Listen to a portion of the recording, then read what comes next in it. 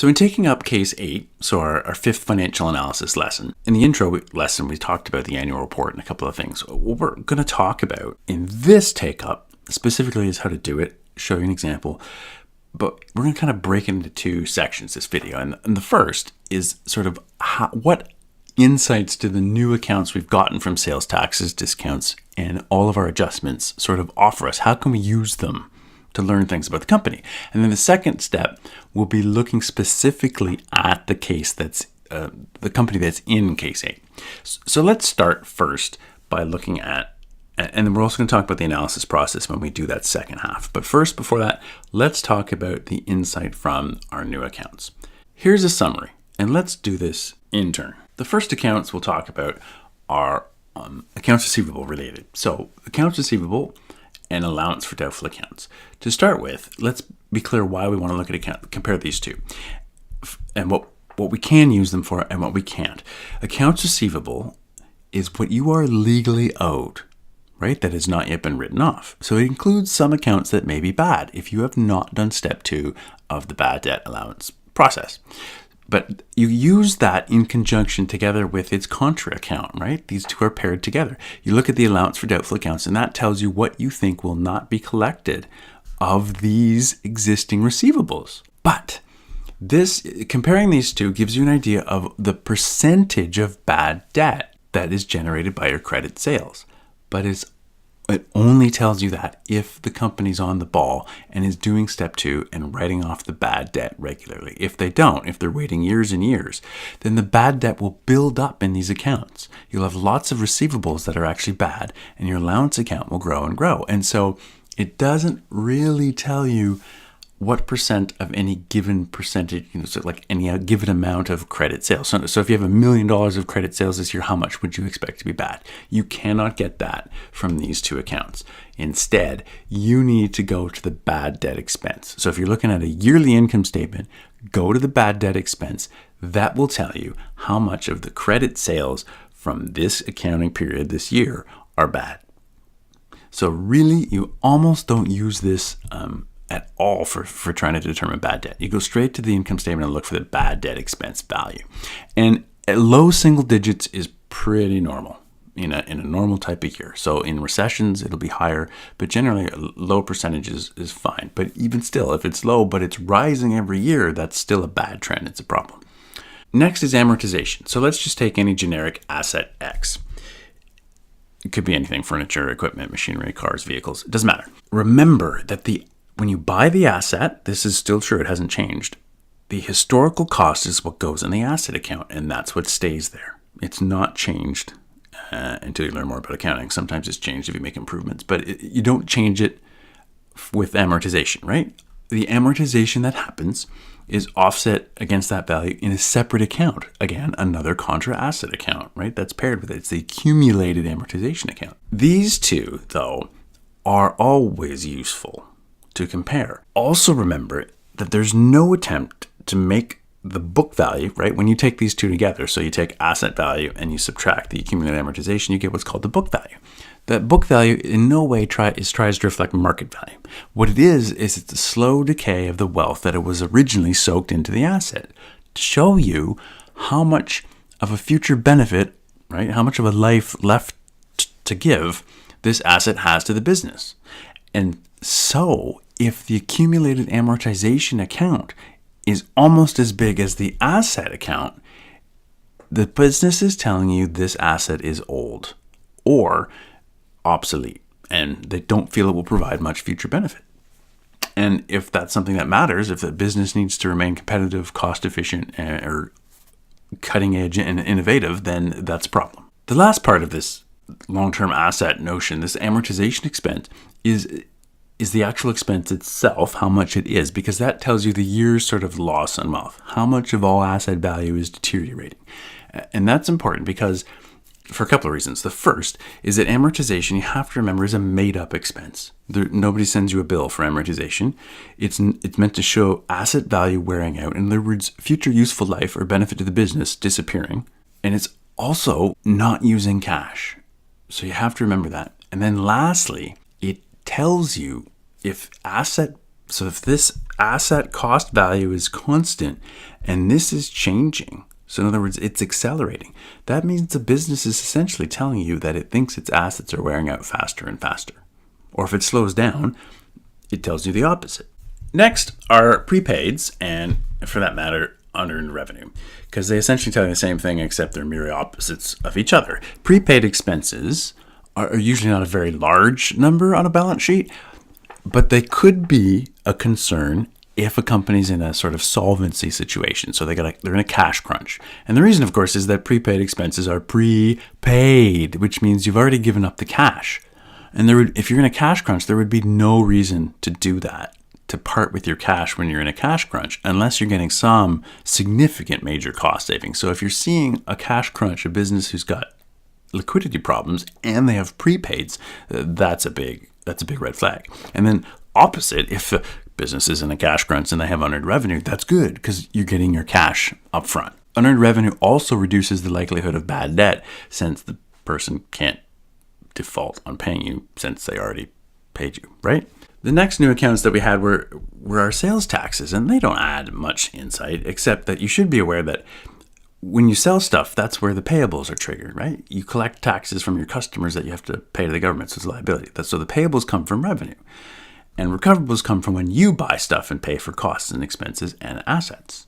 So if you're making a profit, your revenue should be larger than your purchases, so your HST payable account should be larger than your recoverable.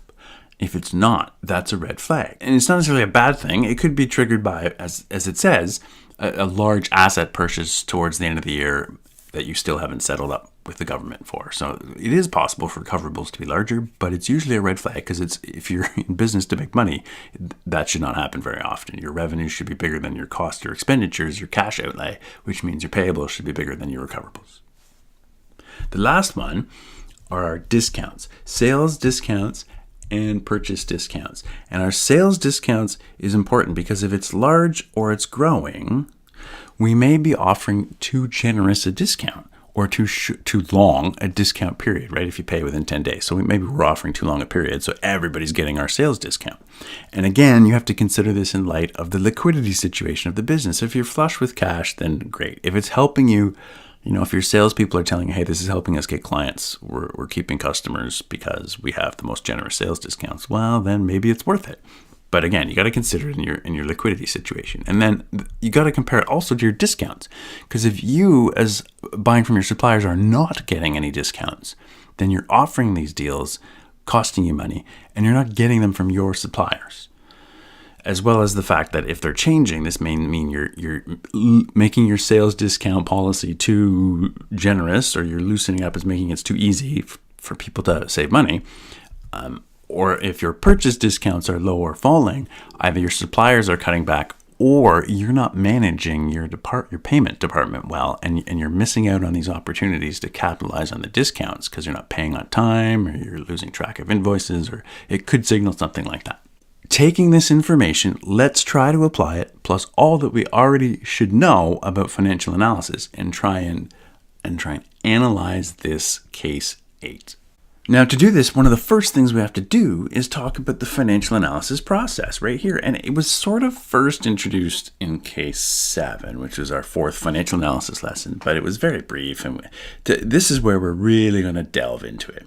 The process essentially involves 4 steps, but we're going to elaborate on the second one. But first, let's just quickly review what this process, a logical process, is not like the be-all and end-all of processes, but I mean, there's variations, but here's a way to do this.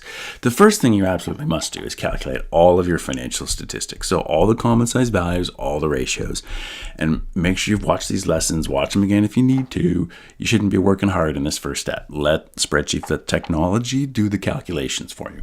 Second, once you've got those, look for red flags. And this is the goal here, is to spot things that stand out, that don't look right, either for good or bad reasons. They just seem different. Or trends, either a trend up, a change in a trend down, or even a lack of a trend sometimes is a type of trend, right? It's an inconsistency. If you can, also, because different industries can have very different sort of ways that they operate. So the current ratio in the auto industry can often be very low, and it's perfectly normal. So if you can, try to compare the values you've got to industry standards. And then there's sort of a logical process to what you look at first. The most critical things for you to get an idea of whether this company is any good or not, or being run properly. And we're going to talk about those in just a second. And then the third is, once you've got those stats and you've got the numbers behind them, so for things like estimates of amortization, you know how they're estimating it, which you get from the notes, which we talked about already, then try to figure out what's going on. Trace the red flag back to its source. So the first thing you would do, for example, in here, it gives you an example. If the current ratio falls, go back to the formula. Is that because current assets have gone down, or is it because current debt, in other words, current liabilities, have gone up, or a bit of both? And then once you've done that, for the highest mark possible, try to trace that back to sort of logical, real-world reasons. Why might that be? Maybe it's because our current debt's up because we're not able to pay our suppliers in a timely manner. Why might that be? Maybe it's because our customers aren't paying us in a timely manner, and so on, right? Try to trace it to a root cause. That's your goal.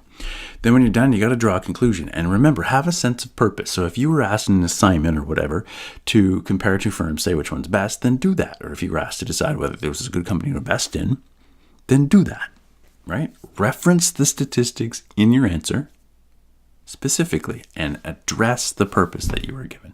So let's look for a second at what is sort of this order of importance. What should you do? One of the first things you want to go to, and we're going to apply this in just a second, is revenue growth. And I'll tell you why.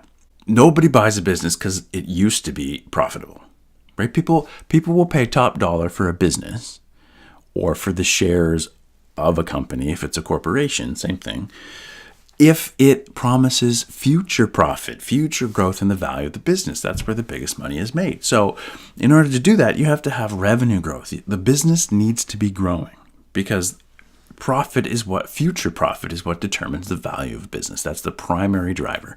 And you need revenue to have profit. What exactly is meant by revenue growth? Well, let's take a look at these four scenarios, which are in order in terms of the value they would give to a business. So there's accelerating revenue growth. So here we have in 2015, we're going to say all these businesses have $100 or $1 million or $100,000, whatever. It's $100 of total revenue. And the next year, this is an example of accelerating revenue growth. This business has 105, then 112, then 130. And you can notice pretty quickly that it's growing, but it's growing faster and faster and faster. This is no growth. This is the least desirable. And below this is revenue decline, which is catastrophic. You don't want to buy a business that has revenue decline unless you think, right, that it can be a huge opportunity. If you think you can turn the business around, then and it becomes substantially more valuable, then yes. But generally speaking, if you don't have direct control, like you're just buying a share in a corporation, then stay away from, unless you think the turnaround is imminent, stay away from revenue decline. So this is sort of the least premium that's given to the value of a business. Declining growth is still growth. So all of these three are growth. So let's review grade 9 math. Quick percentage change, right? We take the current value and we subtract the previous value to find the change. And the change is $5 million, we'll say. And you divide the change by where you started from to see how big the change is compared to that denominator, right? And that gives you percentage change as a decimal. So if you want to see it as a percent, then multiply it by 100. So it's a 5% growth. And I can copy that everywhere. I can copy it here. I can copy it here. So as you can see, from 2015 to 2016, revenues grew by 5%. So as you can see, from 2015 to 2016, revenues grew by 5%. The next year they grew by 6.7%. Next year they grew by 16%. This is growth, but it's increasingly faster and faster growth. That is accelerating growth, and that is the most desirable type of revenue growth. Businesses with accelerating revenue growth get top dollar in terms of valuation. The next one, and we can do all of these all at the same time, right, is 5 and then 5 and then 5. So it's flat. So it's growing at a constant rate. That's still really good. Okay, the next one is still growth, not declining revenue, but it's declining growth. So it's still growth. First year it grows by 5, then it grows by 4, then it grows by 3. But notice it's still growing, 100 to 105 to 109 to 112. It's still revenue growth. It's still okay. And this, of course, is just constant. So it's the least desirable. That's what's meant by revenue growth. The faster, in other words, rule of thumb, the faster and faster and faster revenue grows, the more that is desirable. And the reason, quite simply, is you need revenue to make profit. Margins refer to basically profit margins. So while we're still learning about a service business, ROS, or return on sales, is your margin, right? Your profit margin. So what percentage of sales turns into profit? And then eventually it's going to be that and your gross profit. Once we learn about businesses that sell goods, there'll be a value called gross profit. Both of those are measures of profit margins or profitability as a percentage. And this is important. This is the second most important thing, because if you've got the revenue growth, the next key is how good is your business at turning that revenue into profit. And that's what these measure. And it's profit that determines the value, the future profit that determines the value of a business. And cash flow, once you've figured out your revenue growth and your ability to turn that revenue into profit, the next one is safety. In other words, if I'm about to buy this because it's profitable, is it about to go bankrupt because it's badly managed? It's insolvent and it owes tons of debt and has no money. For those, you want to look at a couple of things, and they're essentially things you've heard of already. The first thing is a tip. This is the first time you've ever heard it. It involves a grade 12 accounting ratio, but it's not that hard to find. You just go to the cash flow statement and you look for cash flow. And if you can't find it on the cash flow statement, all you have to do is look at the difference between last year's ending cash, and I'm going to do a demo in a couple of minutes, last year's ending cash and this year's ending cash, and that's kind of an estimate of your cash flow. The idea being the quick ratio is legitimate cash you could raise in an emergency, plus the cash that you just got in the last 12 months. You're sort of saying that, well, if we could get that again in the next 12 months, then the cash we could raise immediately and the cash we might get in the next 12 months compared to the current debt or current liabilities, which is the cash we owe in 12 months, they should be equal. And if the number is greater than 1, then the cash we could raise and will get in the next 12 months will be greater than what we have to pay in the next 12 months. So this is one of the first things you want to check. Because sometimes businesses will have quick ratios and current ratios that are below the desirable number. What you really want to know is there going to be enough cash from what I have now and what I can make over the next year to pay the debts I owe in the next year? This is the way to sort of estimate it quickly. Then the next thing you want to look at is your turnovers. Because if you do have a cash flow problem, or even if you don't, these can start to create one. If you're not getting your hands on your money from your customers quick enough, you can get into a cash crunch. So, and once we start to learn about merchandise businesses that sell goods, your inventory turnover is the same thing. In fact, it's even more important because often retailers, their largest asset is their inventory. And inventory sitting on a floor is cash not doing anything that you can't spend. So times interest earned, how much wiggle room do you have with your interest expense? Is it really large or not? And that's times interest earned will tell you that. And then the overall sort of long-term picture is the debt ratio. Is it too high? Right? Look at those sort of in that order to determine the safety question. And then lastly, this whole what is the process? What do you look at first? You want to look at the notes to the financial statements. Sorry, this is second last. The notes to the financial statements that we've already been over contain information that help you decide whether you actually agree with the numbers. So once you've done these calculations and you're at this stage, do you actually have any faith in the calculations that you're using to examine these things? Because if not, then you need to change some of them. And I'll demo that as well in just a couple of seconds.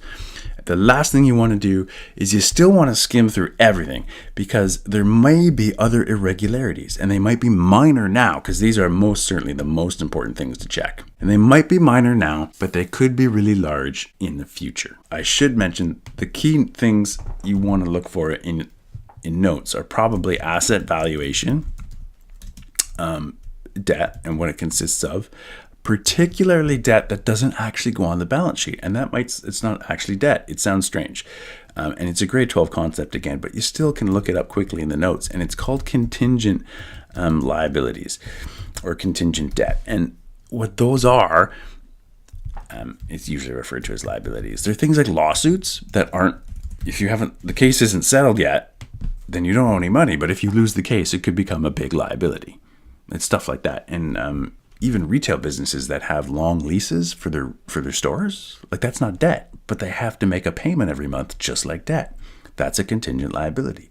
And you only find that in the notes. Asset value, which includes things like amortization stuff. These are the big ones you probably want to check.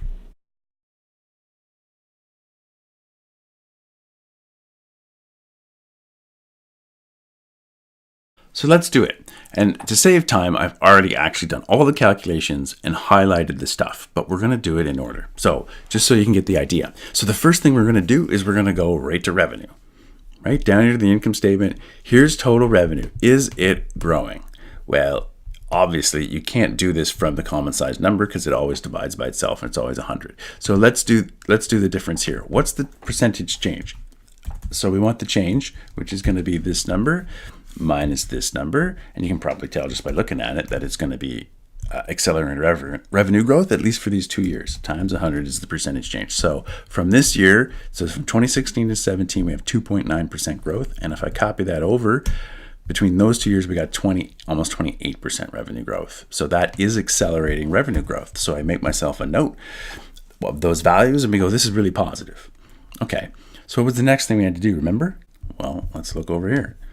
It was margins. Margins for a service business are simply the profit margins. They're actually the same as return on sales. So that ratio down here, this one, return on sales is the same as the common size number for profit, for net income. That is our margins. And they are, okay, single digits is not desirable. It depends on, again, you want industry standard because it does depend on the type of industry. Then it went down, and then 11's really good. That's pretty high. So they're not bad. Next thing we have to look at is cash flow. So our safety. Okay, so first thing, this is the one I needed to explain. So I'm going to demo this now. Quick ratio plus cash flow to current debt. That gives us an idea of how much we have to pay. So let's look.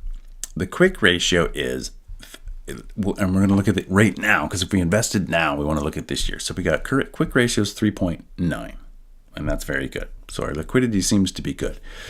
If we go up here to cash, we see that between these 2 years, we did have a cash problem in 2017. That's an issue, right? So the cash flow between these 2 years is an increase of 543, which is in thousands. So it's $543,000.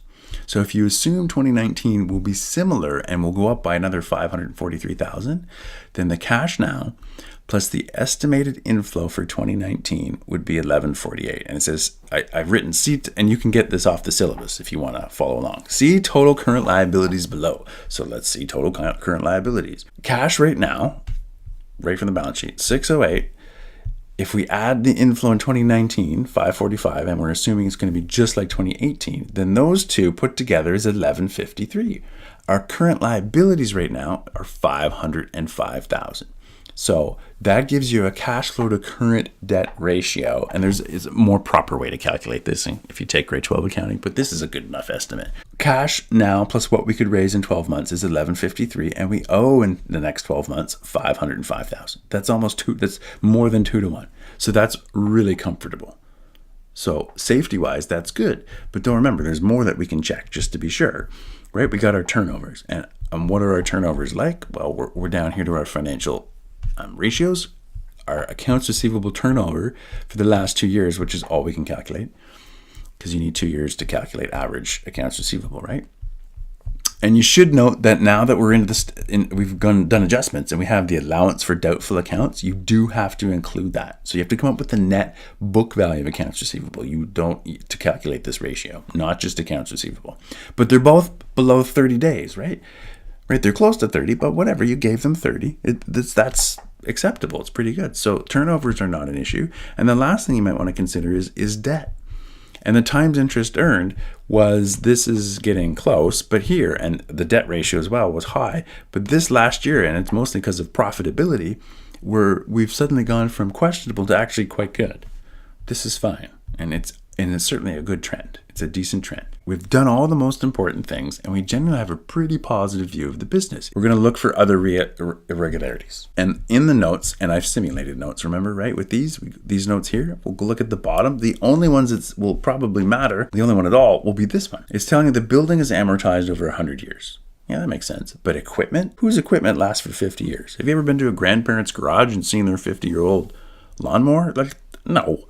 That's ridiculous. And 5% declining balance rate for vehicles. You drive vehicles every day, all day as a business. 5 years means it would take over 20 years for you to erase most of the value in vehicles. They're not going to last 20 years. That's ridiculous. So we do need to look at amortization expense because it's probably too low. Before we make any final decisions, we'll have to change some of these ratios because of the amortization. But before that, let's look and see what else we've seen. We've gone through these critical ones, right? We've gone through these. Let's just look for other irregularities. And what we would spot, I just start at the top, go row by row. Do I see any major trend changes or exceptionalities? Well, yeah, this is a lot lower than this, but this is almost non-existent, right? They almost had no money here. Why might that be? They're okay in 2018. It looks, going forward, they look okay, but here they had a problem. This keeps getting larger and larger and larger. But remember, you unless you know for certain a company's writing off the bad debt regularly, you can't use this to determine the degree of bad debt. You've got to go to the actual bad debt expense. So let's scroll down to the income statement and look for bad debt expense. And bad debt expense jumped a bit, but it's perfectly normal to have bad debt in the low single digits, which this is. So not a problem. Moving on to the long term. We can see that this is straight line. It's going up by this. You can actually tell how old the assets are, right? So remember, that was one of the things we learned earlier in this lesson. If these assets are going up by, so in other words, accumulated amortization is going up by 30, 30, 30. That means it's straight line.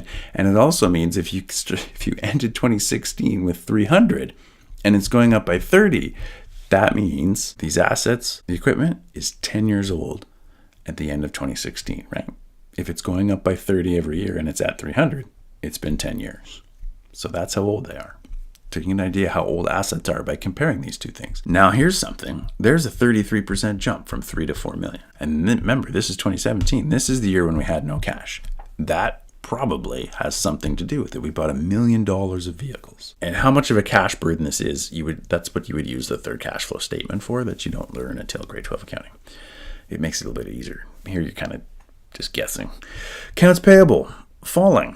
So, I mean, that's good. As a percentage of, remember, this means 2.3% equivalent of total assets. So the total accounts payable is equivalent to 2.3% of this total asset value. And it's falling, so that relative value is good. But in situations where you have a liquidity issue, this would suggest you're paying off your accounts receivable, your accounts payable too quickly. Now, we don't have liquidity problems, so this is not an issue, but it would be something you'd want to spot, right? It's a clear trend. No issues here. Right? Because your payables are supposed to be larger than your recoverables. They are. Long-term debt. The current portion of it. So the amount that's due in the next 12 months. 200, it's constant. But this is different. And it's only for 1 year. We had a short-term loan of $500 million. Why would that be? We got $500 million of cash. And we still only ended the year with it's not 500 million, 500,000. We got about $65,000 of cash left. It was nothing compared to the previous year. So guess what? We needed that loan just to stay above zero. So we had a major cash problem in 2017. That's what this is telling you. This, combined with this extra purchase of vehicles, is suggesting we had a cash problem, either an emergency or a mismanagement issue. The next thing you should spot, if you go through, most of these aren't an issue except for this one. That's an issue. The owner took out $350,000 in cash. Why? When you need to borrow money and you end up with almost no cash at the end of the year, probably because you're buying vehicles. Why are you taking out drawing? Why are you taking out so much money? I mean, it did drop from the previous year, but you probably should have taken out a little bit less. Other things. So this isn't really that significant, a growth rate, but this is potentially a future benefit. This product line is growing in importance, it seems to be. And if you think about it, this is a transportation company. Transportation requires a very expensive burning fuel, et cetera, and wear and tear on very expensive vehicles. Storage, you plop stuff in a building and that's it. There's no salaries, there's no nothing. So this is probably an important angle for the business to consider, because it's probably like $1 of revenue from storage is probably more profitable than $1 of revenue from transporting stuff. It's just something to keep in mind as a potential growth path, right? We looked at these already. Income tax, this fell. This looks like a red flag. Why is that so low? Well, it's not. It's because the business made less money that year, right? And income taxes sort of trace your profit. So if your profit's low, your income taxes are lower. And that's essentially it, except for this. And this is very much like case 7, sort of an extension of case 7. adding our new accounts in, right? So it's the same scenario. The salaries grew a lot in this year, and then they fell. Now they grew, and then they grew again, right? So this is relative growth and then relative decline relative to total revenue. But salaries grew each year in terms of dollars. The key thing is they obviously here grew too quickly. So in this 2017, it becomes clear now that something was happening. They probably were growing staff to grow the company because think of a law firm. How do you get more clients if you don't have the lawyers ready to handle them, right? How do you take on more business transporting stuff if you don't have the trucks and drivers? So they were probably growing staff, growing their truck fleet before they actually started getting clients, or they didn't get them as quickly as maybe they thought. And that's how they got into that cash crunch. So they were hiring employees, they were under assets, they were buying more trucks, and the owner was still taking out money, and they got into a cash crunch. So they had to borrow this $500,000 for a year just to end with a wee bit of cash. But they seem to have learned from their mistake, and this year seems fine. Give this a look over once you're done watching the videos, or pause the video now and take a good look at what I've written on each of these rows and think about how you would spot it if I hadn't already written it in. Would you spot these values? And remember, critical. I mean, if you didn't get all of them, don't panic, because in an assignment or something, what I'll really be looking for, of course, is what I told you. These are the critical things to check first. And so now we've already mentioned that amortization is out of whack for two of our assets. So how would you actually recalculate amortization? Quick demo. So here's how sort of straightforward, organized way to do this. We've got current values for equipment and for vehicles. Here's our accumulated amortization. I've just taken this rate from our financial write-up, right? Our analysis. And we have vehicles. Here's our 4 million, 4 million, and 3 million in 2016. And here's the accumulated amortization for those. And remember, the vehicles is declining balance, and the equipment was straight line. So we'll start with straight line because that's easier. So if you notice in 2016, and I've already sort of gone through this a few minutes ago, we go up by 30, then we go up by 30 again. So guess what? The amortization expense is $30,000 each year, right? Which is how we figured out that this is 10 years old. So which means the year before it was this. What are we going to say for these? What's reasonable? So I think for an asset, we have a 50-year useful life. That's ridiculous. So we're going to make a 20-year useful life. Okay, so if it's 20 years, it means it started with, and remember, I didn't put it in because it's the same every year, equipment's $1.5 million. So what would our new value be? What's the expense? Well, let's do that over here. If it was $1,500,000, and now we're going to spread it over, say, 20 years instead of 50 because it's more reasonable, then our annual cost is going to be $75,000 of amortization expense of wealth being vaporized, right? Which means at the end of 2016, and this is why this becomes important. And if you want the formula, just remember it's total amortization expense divided by amortization per year, and you get an estimate of how old the asset is, right? So if this is 300 and our annual is 30, then this is 10 years old at the end of this year, which means within our new rate, it's going to be accumulated amortization of $750,000, and our annual expense will be $75,000. Just like that. So this will be $750,000 minus another $75,000 of expense. And then the same thing again is going to be $825,000 minus another $75,000 of expense. That is how you would change straight line. It's fairly straightforward. A little bit more difficult with declining balance, but remember what we're doing is estimating right now. So we're just going to estimate. We're going to estimate the same way we just did up here. And we're going to use 5%. Remember, this was 5%, and instead of 5%, we're going to say, because that's ridiculous, it's usually closer to 20 or 30%. So I'm going to say, just to be conservative, 20%. So that's our amortization rate. So if this was 5%, and here's how we estimate, right? Total amortization. So if this is brand new, right? $3 million, the first year's amortization expense at what it was specified in the notes, if you recall down here, right? It told you it was 5% declining balance for vehicles. So if you just bought them, $3 million, the first year's declining balance amortization would be 5% of that, which is $150,000. All accumulated amortization is $300,000, which is twice that, right? So if you took this number and you multiplied it by 5%, you'd get 150.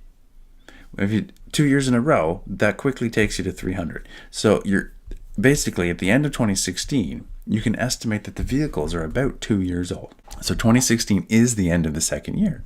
So let's just say they had $3 million back in 2015. At the end of the first year, they had 150 and then 300. Just as sort of a rough estimate, right? So we're changing this now to 20%. This is declining balance. So it's the book value, which is the full amount when it's brand new, times 20% is the accumulated amortization, except we want it to be negative.